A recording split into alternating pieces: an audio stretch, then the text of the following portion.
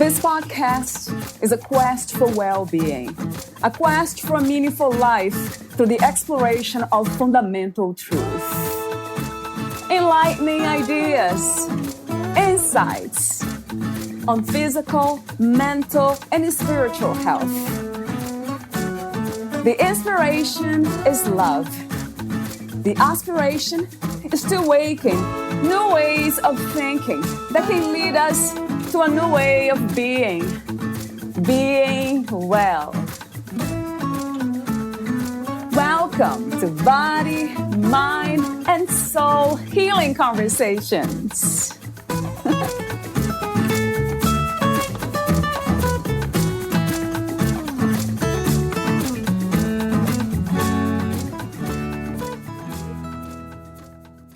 As a therapist, Colleen Grenz helps people gain insight about themselves while learning new tools to improve and heal their symptoms.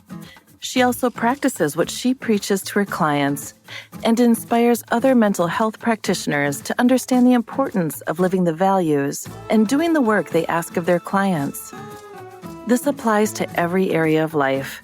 Colleen's client struggles are a constant reminder of areas she too needs to practice skills like calm parenting and discipline, mindful awareness, radical self and body acceptance, doing the hard work, exercise, eating well, and using assertive communication.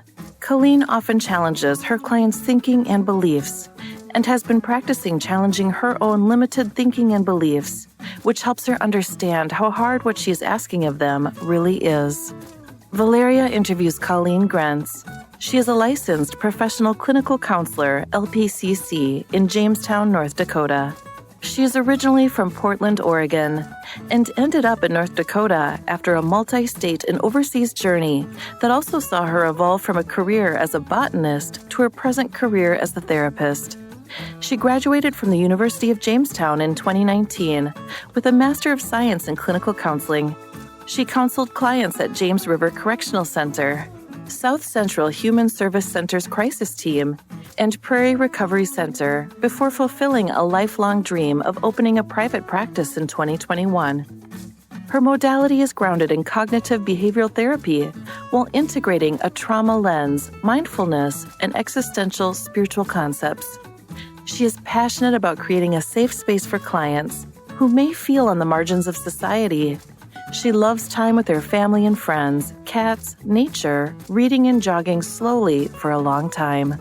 Meet Colleen at grenzcounseling.clientsecure.me. Here's the interview with Colleen Grenz.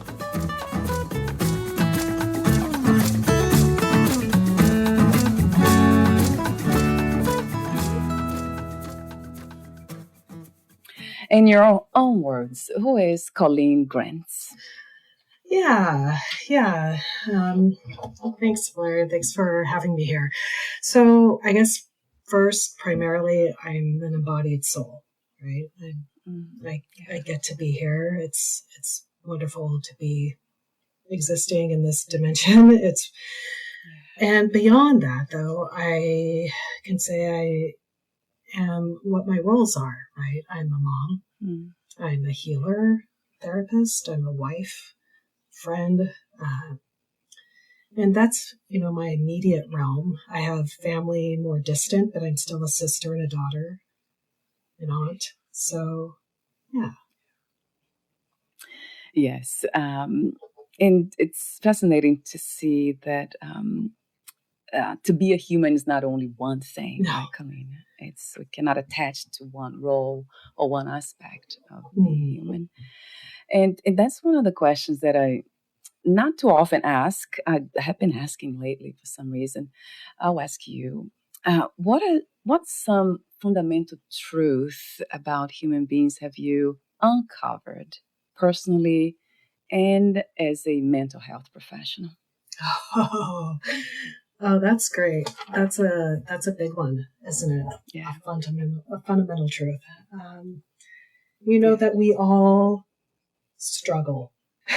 Right. Oh, yes. Every single one of us. There is no perfection. There's a journey, progress, right? And that's why we're here.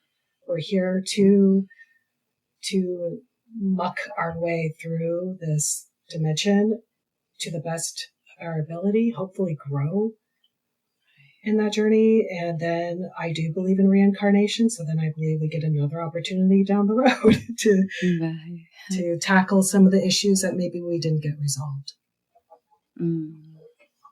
Yes. That's such an interesting concept, isn't it? An idea that we will evolve, grow, and then perhaps never come back in the human body, or maybe reincarnate in a different realm. I have heard a lot about that. So if there is such a thing as evolving to become something, or let's say have this express ourselves as human beings in a more, let's say, divine way, what would that look like? Have you envisioned this picture? Have you imagined what would that look like to be fully evolved? To be fully evolved. I mean, the great masters demonstrate that, right? And they're the names that everyone already knows. So we strive towards our higher self, right? Towards connecting to the higher plane of perfection, which is the pure light, pure love, pure compassion. And we work toward embodying that while we're still in this reality. It's always an effort. I love the idea of becoming transcended into that. I don't expect to be. That's a wonderful reach.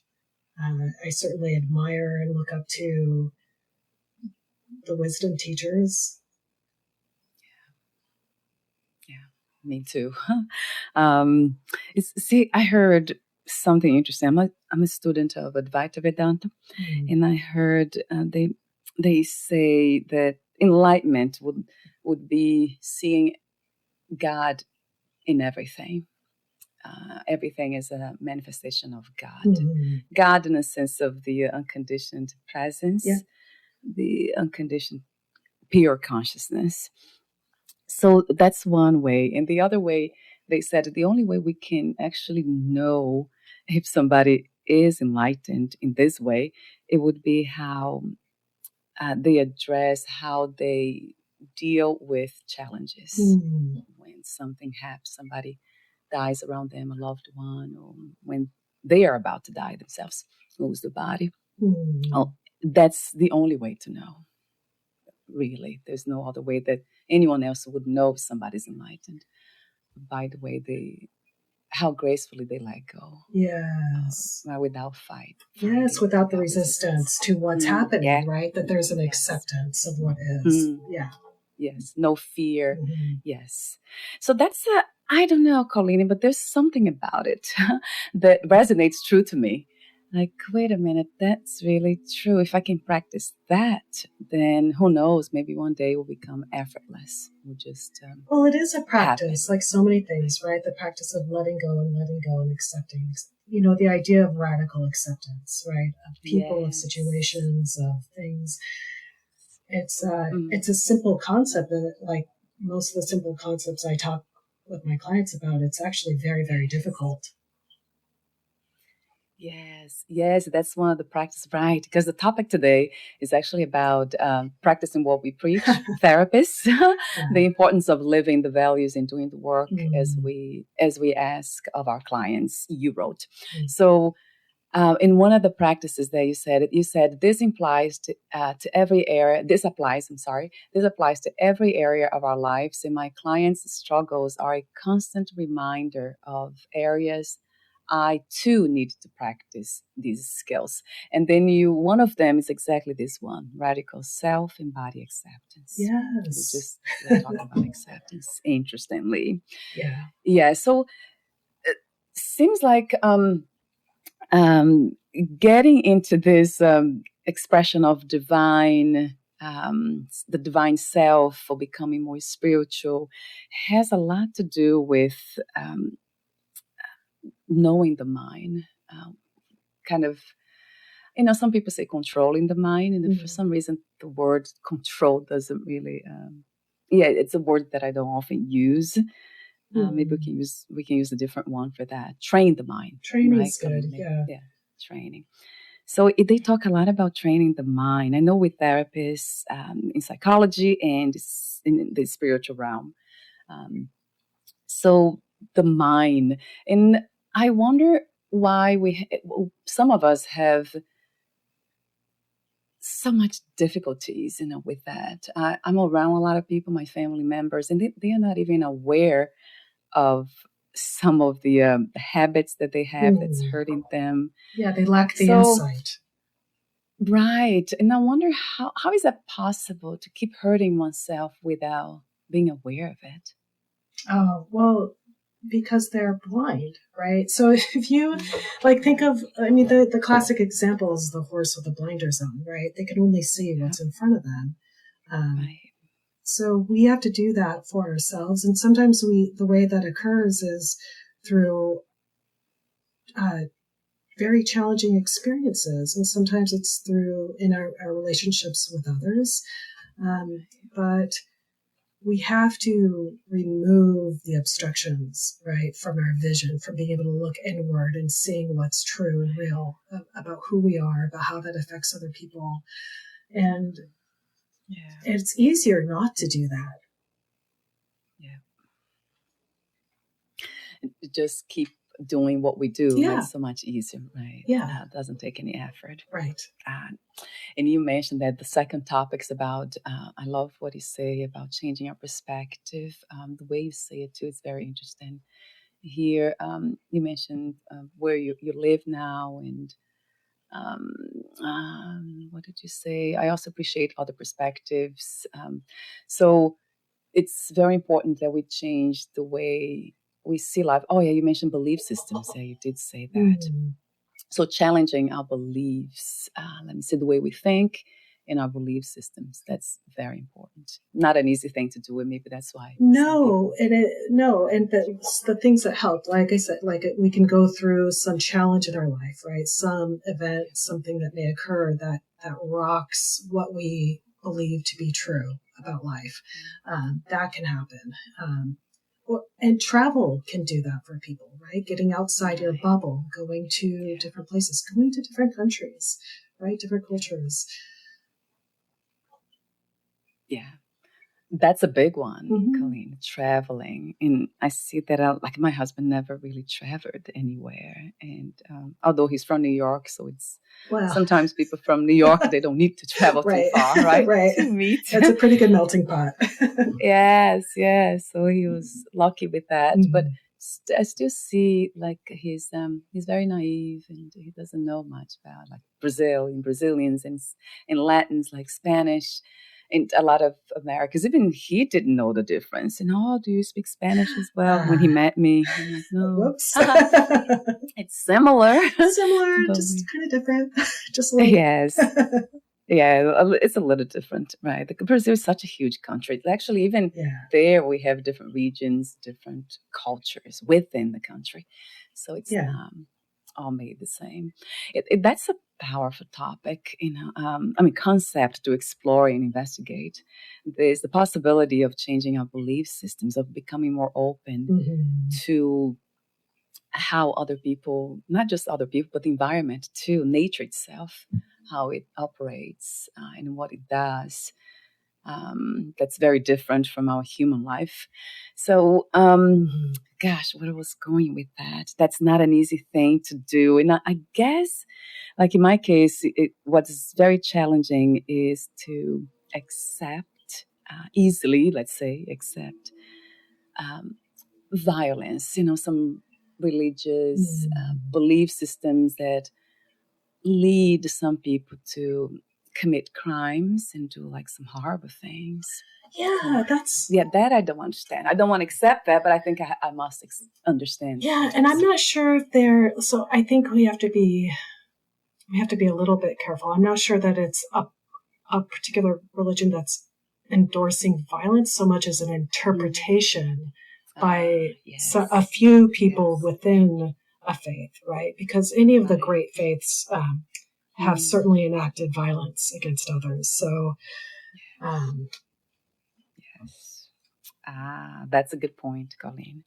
So it's not really the religion itself, but the people who are, some of the people, not even everyone, but some people who are interpreting the message in a different way. Yes, and that's just incredible to me, that some of us find it to make sense, violence to make sense.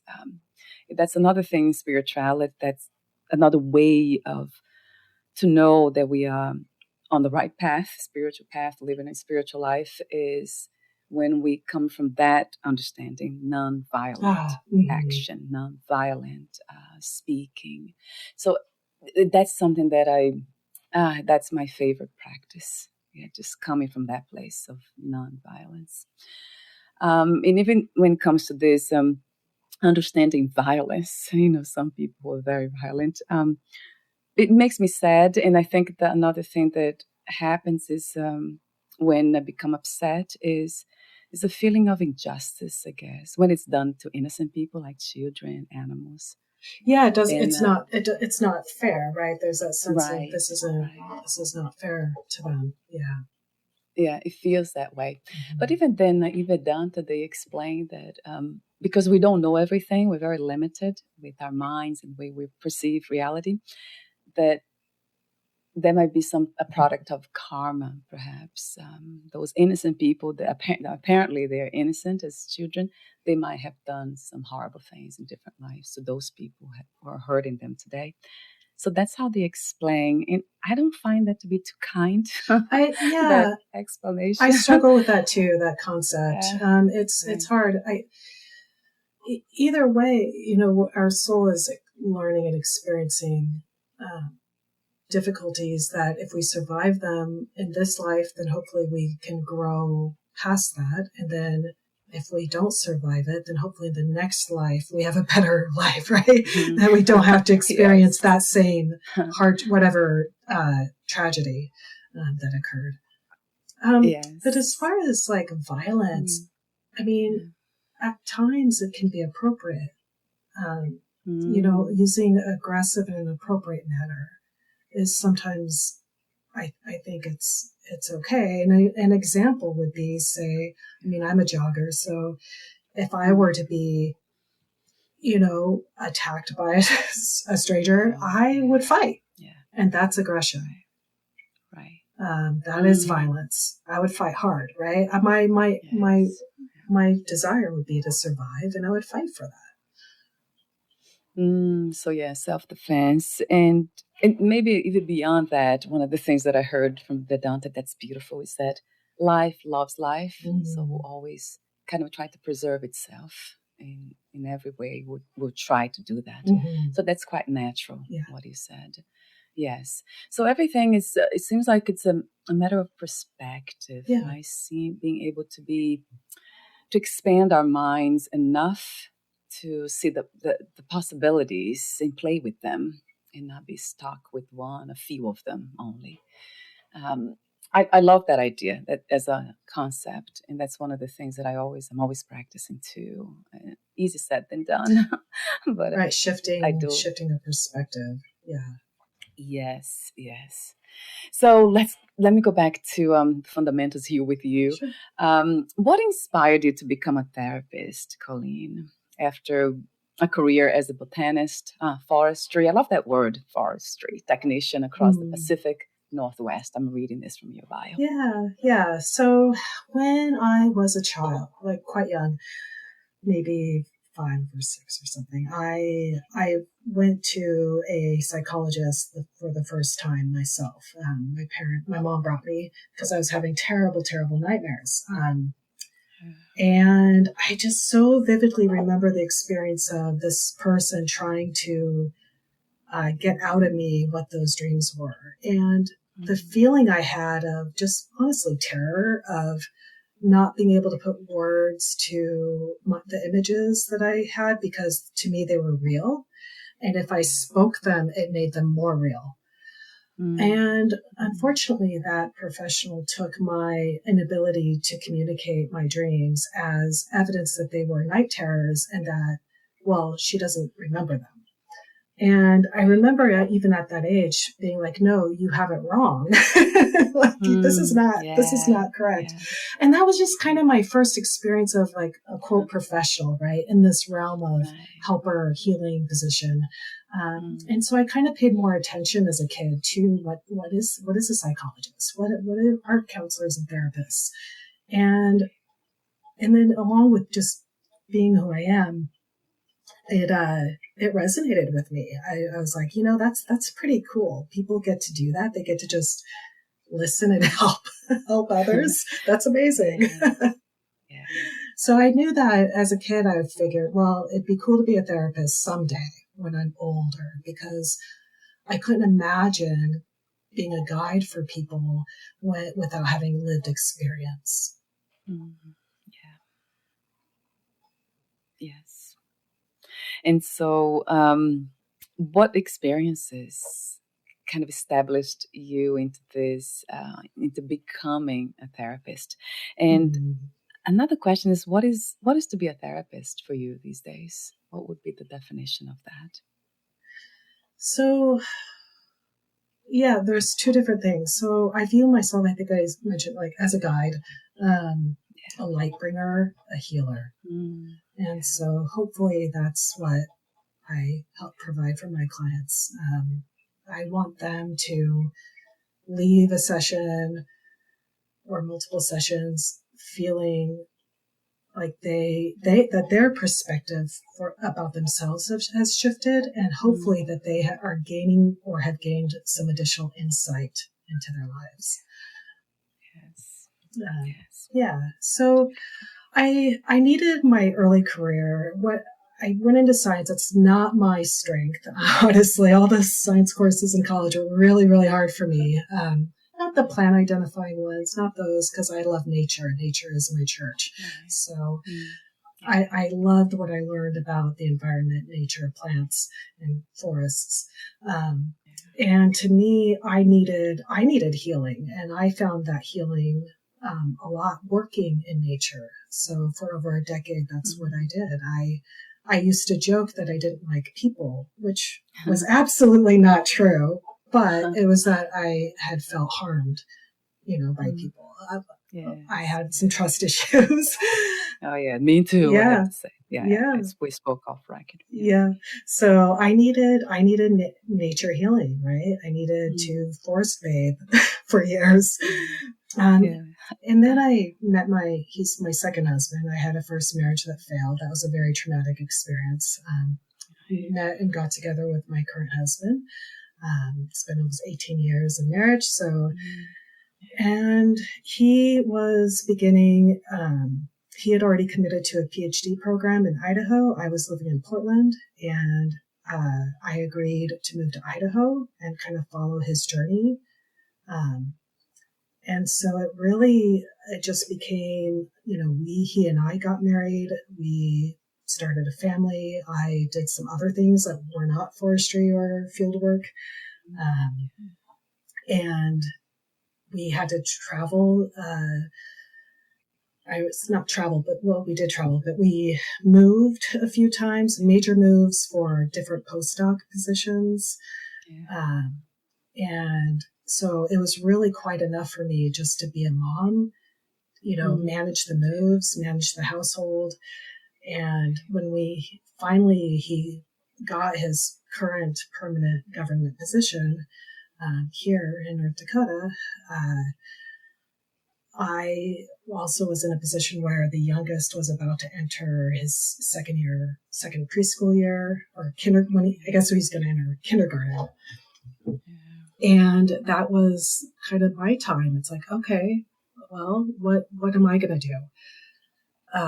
So I was looking up job information, a prospect doing field work again that I was fairly certain I would probably get if I applied to it. And while I was applying for it, I just felt devastated. I was just upset. Like I actually got, like, I was crying. I was like, what is going on? Like, what is wrong with me? And I was 42, 41 when this occurred. And then I decided, I'm going to see what else there is. And so I looked up the local university, and I saw that they were starting a new clinical counseling program. And I was like, that's it. And I just knew 100%. I was like, that's it. That's what I'm supposed to be doing. Wow. So that's very intuitive. Oh, yeah. Right, Colleen? Yeah, we know. But we sometimes we can't really explain, logically why. Yes, yeah. It just resonates with me, what you said. And also about nature, I want to go back to that topic. Sure. What is about nature that promotes so much healing? I'd love to hear from you the description. Yeah, gosh, the energy. Like, I feel sensitive to the energy of it, right? We all give off energy, and plants, trees, they give off their own energy, and I just soak it up. I love it. Yeah. It's how to describe that energy. It just something came to me, but I don't want to say it now. But for you, what is the? It's like a glow. I think it is that love. It's like that pure. It's pure, right? It's unapologetic. It's a completely authentic. Yeah. Yes. Yeah. What comes from me immediately, it's love. Yeah. It's pure love. Look at them. Yeah. And also animals. I have a dog. I don't have children, but I have a dog, and my husband always plays. He says, "Oh, you're so much happier to see him, to see our dog than me." When I go downstairs, it's always he always says that. But there's something about animals too. Yeah.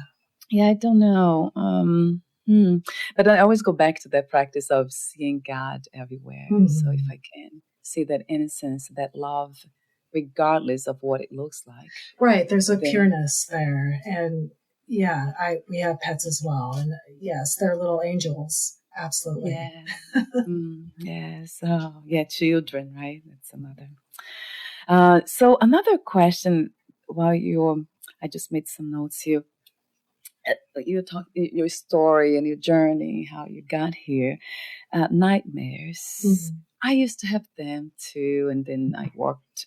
I did a lot of spiritual work to resolve them. But today, when I have these so-called nightmares, unpleasant dreams, I actually don't really see them. I even don't say the word nightmare anymore. It's just I become very curious, the reason why I'm having these dreams, and sometimes, insights will come or they don't. But often, would you say that nightmares come from trauma? Is that, are they always related to traumas, or most likely? I mean, they certainly can be connected to traumas, and they're connected to our fears. Fears too. Yes. Yeah. That's one of the things. That might be the case then, because my ex-husband passed away in 2020. Okay. And I remember we were separated for a long time. And just recently I've been dreaming he's been appearing in my dreams a lot of times. It's not in a scary way, but the fact that he's not in the body anymore. Even if he wants to have a friendship, in this other realm, it's something that I, let's say, I'm open to, and it seems like I'm afraid of it. Maybe that's why I call them. I don't call them a nightmare, but unpleasant dreams. And I even apologize when I say that, because it has to do with him. Kind of asking to, go into a forest, he loved adventures. He was a musician, so, very, let's say, free-spirited, as some people describe. So he's always kind of asking me to do fun things and sometimes scary things. In your dreams? In the dreams, just jump off a bridge, be more fun, more light. And it's, I'm always rejecting, not saying no to it.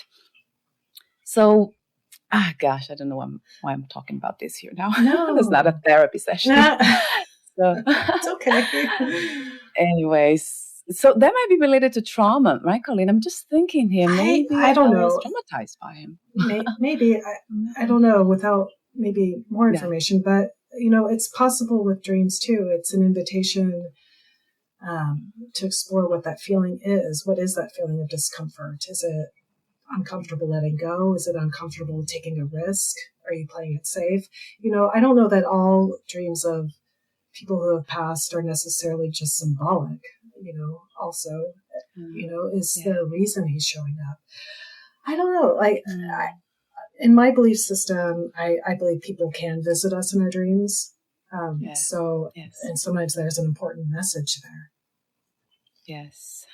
Yes. That's something that I often don't explore, and I'm not curious about investigating, having a session with a medium or a psychic to know more about it, or doing hypnotherapy and all that, because I'm not interested. For some reason, I'm not.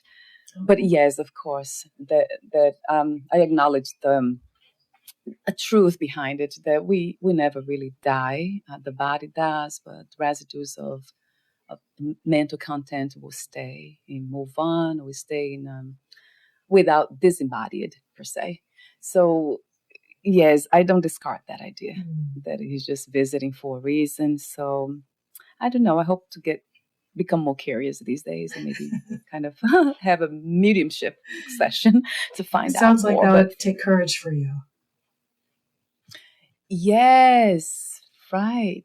I'm not really interested in exploring those realms for some reason. Yeah, it might be because of fear. So that might be a good idea to engage with it. That's what I encourage people. What we're afraid of is what we need to move towards. Even if it is exoteric like this, or something that's, it's not about my immediate reality, my physical reality. Would you encourage that too, Colleen? Absolutely. And I would argue, how is that less real? Yes, that's true, because it's affecting my day, actually. Yeah, wake up, and that's real. Wait a minute. Yeah, it very much feels real. Yes, absolutely. It does. Even going to bed now, I'm kind of, looking in the room, my bedroom. I'm always like having sage everywhere. My crystals around me and all my spiritual books. So yes, you're right. I will, maybe we're having this conversation for a reason too. So going back to trauma, so this idea of trauma, I know you treat clients with trauma, depression, and anxiety, among other common mental health issues. But you mentioned those three, and I was wondering if they are all related, because I have heard before that pretty much all mental health issues come from trauma. So is that something that you relate with? Yeah, that makes sense. But most of the time that makes sense. Sometimes it can't really be discerned or figured out, especially when the client denies over and over again any traumatic past, and yet they still have generalized anxiety. That happens. There could be just a sort of disposition, right? That there are traits that's one of their challenges in their life. And same with depression, there could be an environmental, biological, genetic, combination that isn't necessarily a traumatic thing, but just, for example, seasonal affectiveness disorder. I struggle with that. Get into darker days, and by the end of winter, I could feel pretty depressed. And that's not from any trauma. So it's complicated. But when I do have a client that comes in and they got this like low to middle level of anxiety, a low mid level of depression, and then they're just confused, like they don't understand why. And as I explore it with them, oftentimes they will very, very casually talk about really difficult things in their past. And I'm like, holy heck, we need to assess for this. Let's talk about this more. And so it isn't uncommon that we'll do a common screener that's used to assess for PTSD. And they will score sometimes quite high. endorsing for PTSD. And so in that case, I view their symptoms of anxiety, their symptoms of depression as evidence of the traumas they went through, that they haven't processed it through yet. Right. But they remember, right, Colleen? Oh, yeah, they remember. Often they remember, or they were told that something has occurred, but they haven't totally sorted out how it's impacting their life, but they suspect that it is. Right. And sometimes as children, we cannot process everything, right? So a lot, we are just kind of go through a lot of experiences, unpleasant ones, and it seems like the brain, I heard about repression. Is this suppression, repression, right, of information. And then later on, we start to kind of show the symptoms of that. And I just spoke to somebody who is he's been doing this work for a while. I have to talk to him again. Actually, we're supposed to be working together with the book that he wrote about what was it again? Is blood pressure? Is that something that I forgot what he works with? Yeah, he's specialized. Is that something to do with? Oh, I forgot what it is. Anyway, related to blood pressure and a problem with that. And he found out that his clients were having these symptoms of high blood pressure. Let's say that was the case. But they had nothing really happening in their lives, or nothing that had happened that could cause that. And then he found out by talking to them like a therapist would, is that they had Holocaust survivors in their ancestry, like some of the great grandparents, and then passed on. Yeah. Isn't that fascinating? Totally. Yeah. Wow. So everything is connected. Isn't it amazing how science now is finding a lot of evidence for that, the interconnectedness of it all. There's nothing really floating around here independently. Everything is connected. That goes back to spiritual teachings too. That's exactly what they say. So it just confirms that in a way. Let me go back to your approaches. So another approach that you use among, let's see, let me just name them all. Client-centered cognitive behavior therapy, trauma-informed, as we just spoke, and mindfulness is mindfulness-based, and also existential spiritual concepts. So talk to me about mindfulness first. How do you integrate mindfulness within your therapeutic approach? Oh, I often am encouraging my clients to get grounded, to pay attention and live in a moment. Yes, that's a big one. Yeah, and so that's that mindful awareness, right? It's the practice of noticing it and labeling, noticing that you feel a certain way. So often we have feelings and we're not understanding it, or we're just reacting on something without awareness. So it's so important to notice when you're feeling upset about something or uncomfortable and label that, to be like, oh, that's what this is. Yes.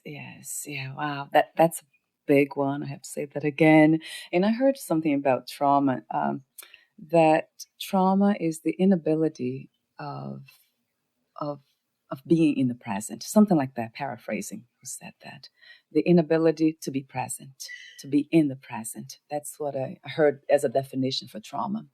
I mean, that's certainly one symptom, that people are constantly escaping the reality because it's so painful. Yeah, it's I don't know if that would solve that problem of, because we do have to plan a lot of times, right, Colleen? We have this mind, this amazing, powerful tool for a reason, I guess.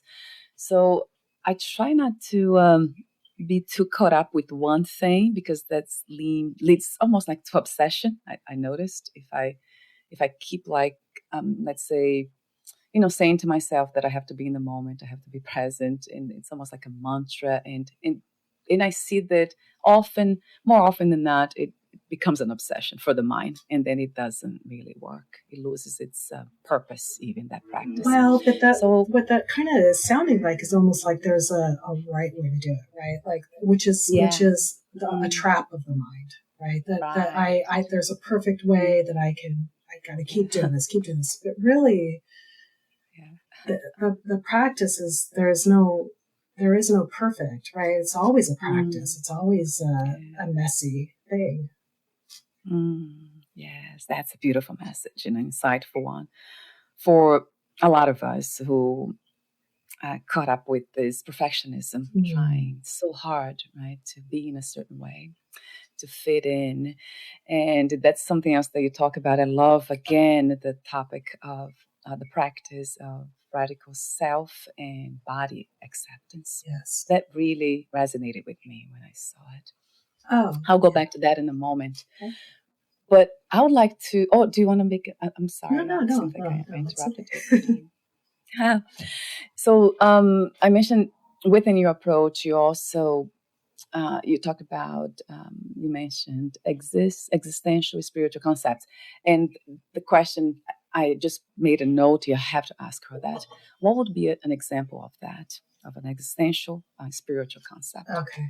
So sometimes and it almost doesn't even matter what faith they practice, but I sometimes have a client that feels they've lost their way, right?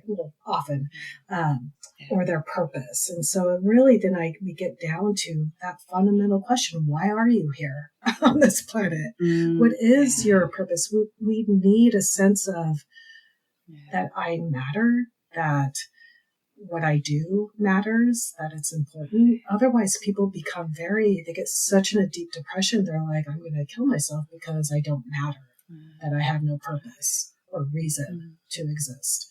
And so I strive very hard to challenge that idea with my clients and to help them find, hopefully, a purpose and reason to be alive. Right. Wow, that's beautiful. Yes. That's another very insightful. That's another topic in itself, the idea of purpose. And because some people, they also hold on to that so tightly that when they don't have anything to do, when they retire, then they feel like they have, that they don't have any value. Well, that's because they got caught up in their identity, right? They got fixed on an idea of who they are. That isn't all of who they are. That's a role. And that's just one of their roles. Yes. And being creative beings, we could just explore possibilities again, right? Yeah. Over and over again. Absolutely. There's no limits. Yes. So going back to the practice of radical self-embodied acceptance. Gosh. So talk to me for a moment about that. When do we know that we are somewhat there, if this is a destination somehow? Well, I'm not there yet. That's a practice I still practice. So one of the ways I've shifted in my approach to love myself better is I have stopped weighing myself, for example, because it was that thing that I could get very obsessive over, and with the idea that there was some goal, right? Yes. And that was tied to my self-esteem and my self-image. So I realized it wasn't healthy, that it wasn't helping me be healthy. And so I am practicing that radical self-love and acceptance of just who I am and this body I have at this age. I'm nearly 50, and it's not the body I had at 30. And maybe that's okay. Yes. Yeah. You see, that's something that it's fascinating because, especially for people like myself that practice a lot of spirituality, and my views are very spiritual. It's and I don't believe that we are the body nor the mind. So our true essence, it's not nothing that's finite. Right. So it's a paradox, then, isn't it, that we can have such self-judgment about this temporary vessel. Right. Yeah. Right.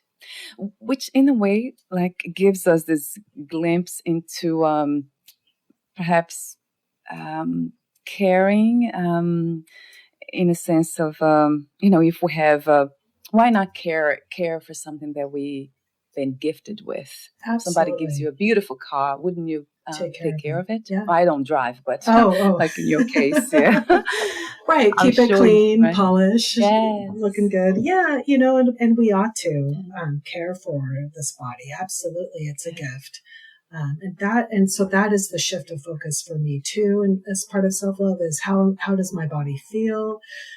Am I, like you say, am I caring for it in a healthy way? Does it feel good? Am I able to do what I want to do with my body? So that is definitely the shift of my focus. Yes, yeah, that's it. Yeah, and that's more than enough from my perspective. That's what I do: eat healthy and exercise, but not to look better, but just to feel good and kind of help the body to stay healthy, to do its work. Yeah, absolutely. Going back to, so you do mention that too, exercise, eating well, that's something else. You just have that on the list here. Using assertive communication. I would love to ask you more questions about that too. But before that, you mentioned calm parenting and discipline. So what would that look like for those listening who are parents?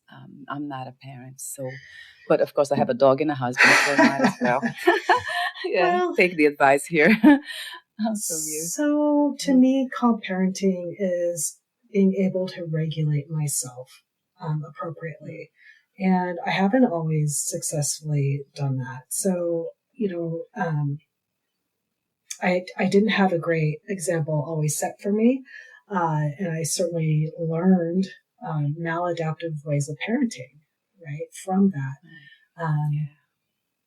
But fortunately, I have evolved in that way. And so I'm very grateful I've grown in that. And I've cared to grow about that, right? I've wanted to be a better parent. So I've worked. I put in a lot of work to learn what I need to do differently and how to get there. And it's still a practice.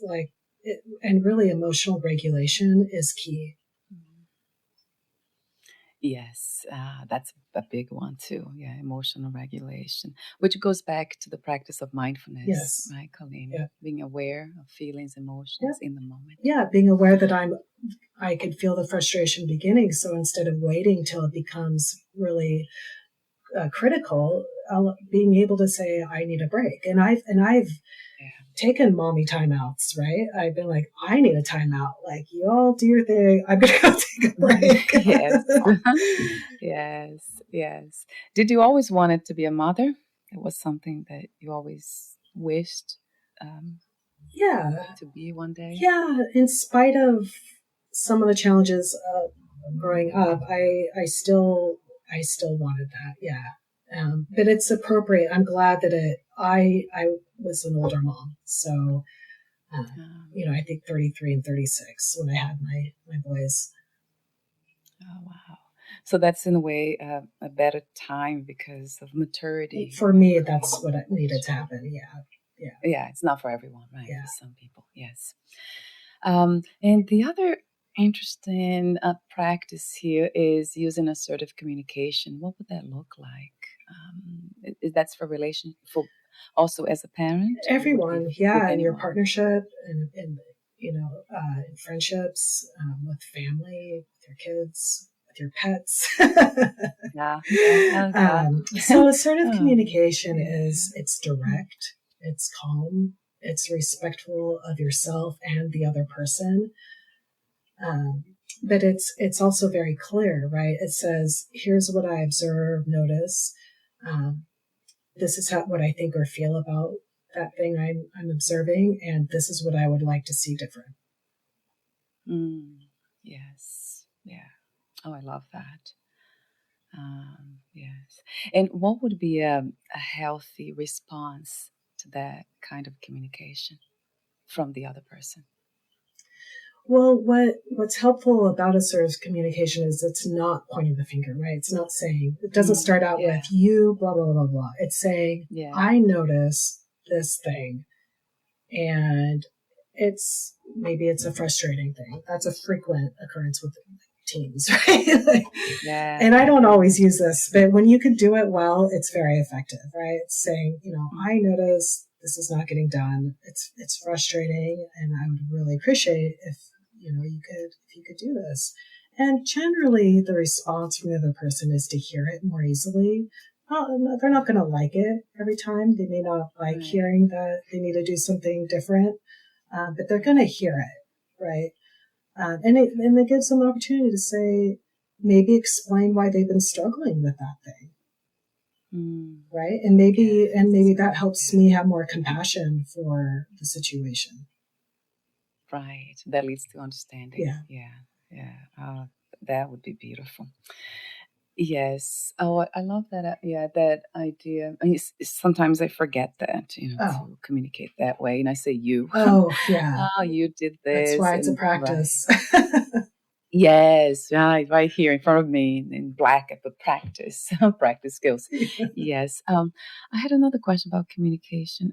So yes, then, you just said something interesting about, and then you listen. One of the things for me that has been a challenge is setting boundaries, like saying no when I really mean to say no. And a lot of times today, because I'm 47, I'm getting better at it with this practice too.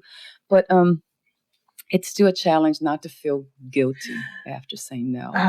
Okay. So here's the thing about that, and I get this too. Sometimes about no, sometimes about my self-care routine.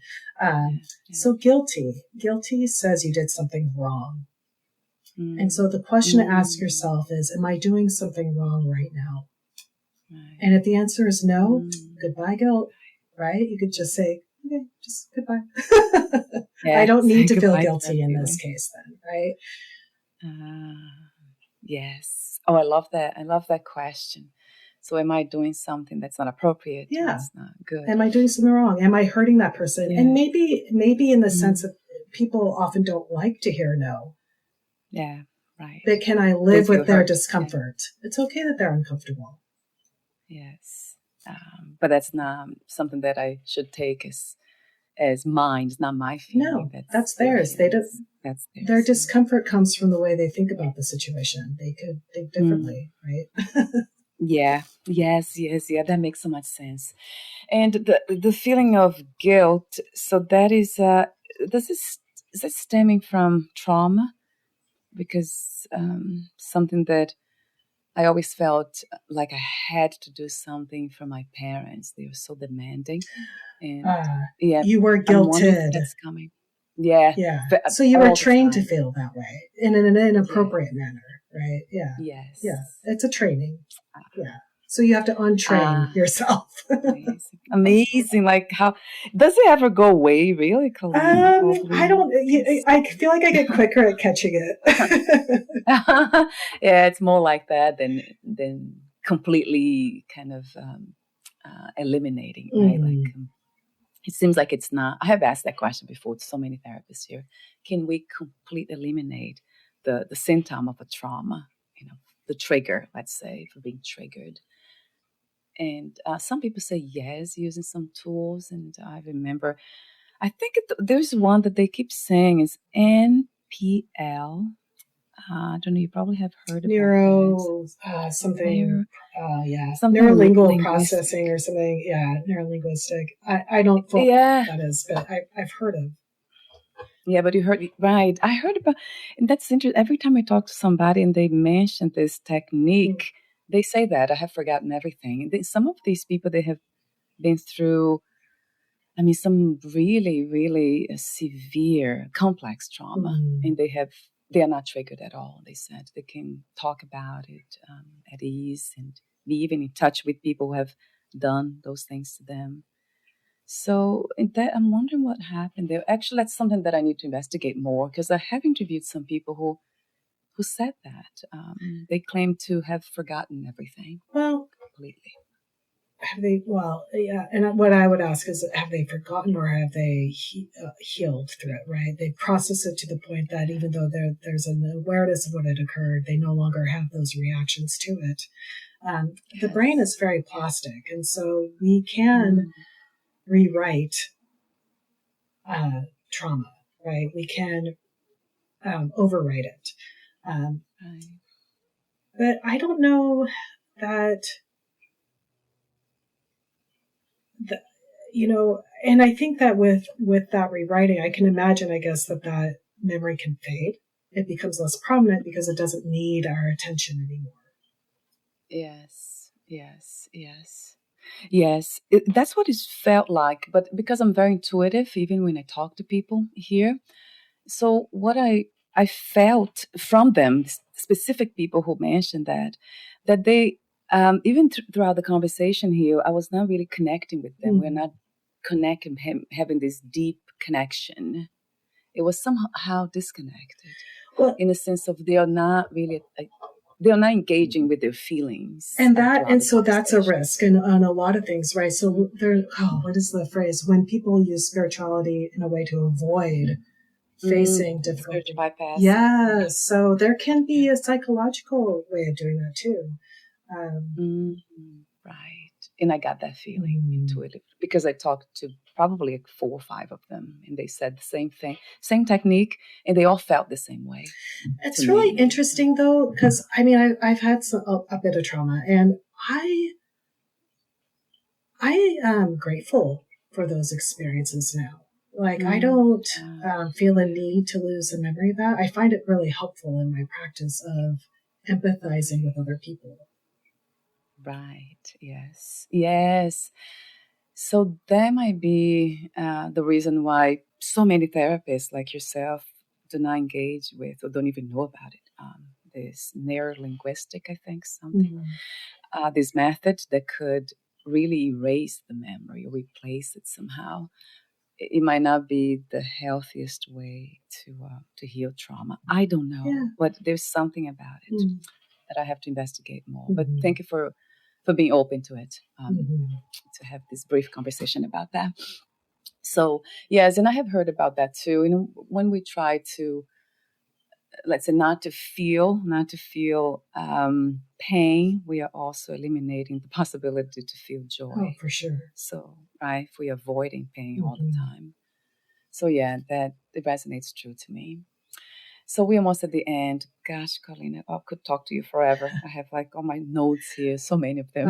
With so many. This has been fun. I know this. Yeah, I love this. So the second topic was about, we tapped into it, about living and working in a place very different from where you are from, and having to learn how to thrive when feeling as an outsider. That was my case too, coming to the United States at a young age. And yes, not feeling. So this is very big too. That teaches. So what happens really with the brain? We are in a way forced to expand our perspective. Hopefully it expands. Yeah. Hopefully, yes. Hopefully. I agree. Well, so we all have bias and prejudice, right? That is part of our human conditioning, and that we hopefully grow through. And I had to face my own, right? I've lived in other rural places, and just came face to face with my own prejudice and assumptions about people. And it's humbling. It's humbling to travel, to experience, to live in a place that has different perspective and approaches to life. Yes. That's another huge, I think, component to mental health, isn't it? Being open and curious instead of being judgmental. That's a practice, obviously. Yeah, big time. Yeah, and then wow, that's one of the things that I'm always open. For me, it's quite the opposite, because I'm so always open to everything, and I have gotten myself in trouble many times. I've been too open. Oh, it's okay, and I just let people kind of be who they are, but I have to be careful with that too. So there's a balance, right, Colleen? There's always we have to use common sense and intuition, I think. It's another definitely helpful tool. Yeah, I mean, by being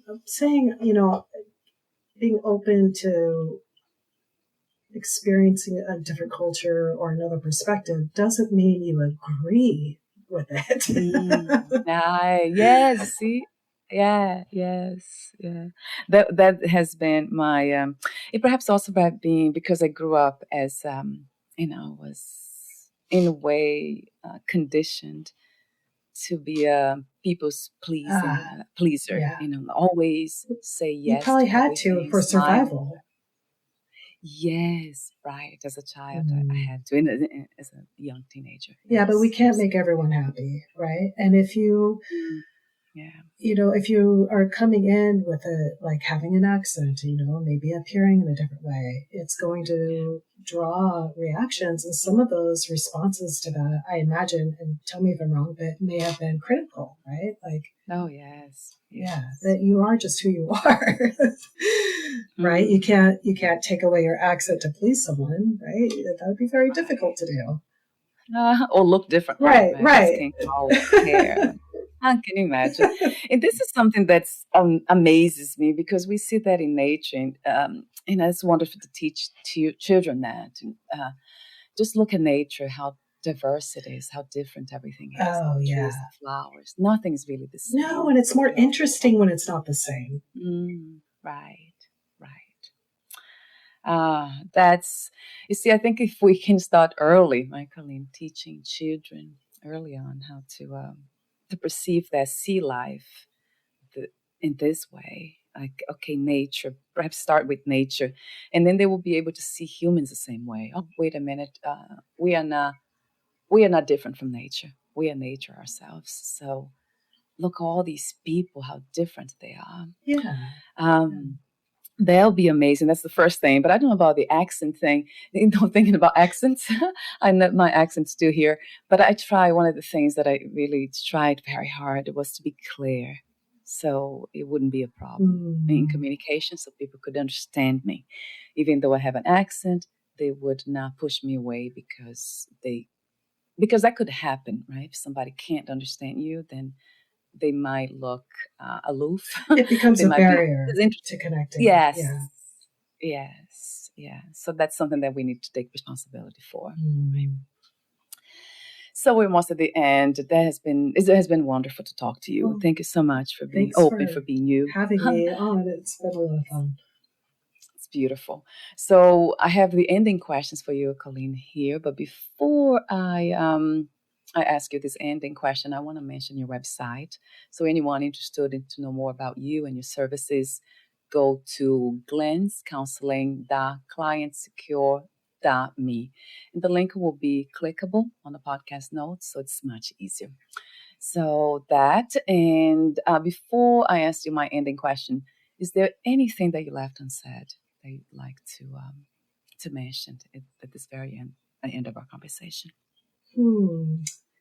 I guess one idea that I would encourage that people embrace others in spite of differences, right? Like I don't need to agree with someone to be friends with them, right? I don't need to share their religion or share their politics. And I that's really, really important to me. That's how we make connections and bridge gaps of understanding. So I guess I would just throw that out there. Yes, yeah. That's a much needed message. It's a timeless one in a way, right? It seems like humans, we're evolving, but slowly. So that might take hundreds of years to get there. Hopefully not. So my ending question to you is about freedom. What is the meaning of freedom to you, Colleen? What does it mean to you these days to be free? Freedom to me means being able to be authentically myself without fear of harmful ramifications or consequences. Yes, that's love about that. Yeah, it's a message for all of us, a reminder for all of us. Thank you so much again for being you, for the courage to be you, and for saying yes to this conversation and for the healing work. Thanks for having me. Thank you, Colleen. We'll talk soon. Take good care. Bye for now.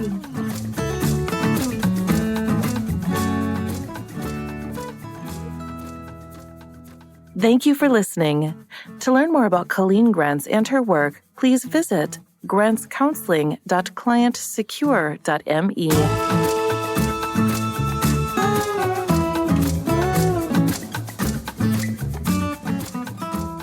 To learn more about this podcast, please visit fitforjoy.org/podcast. Thank you again for listening, and bye for now.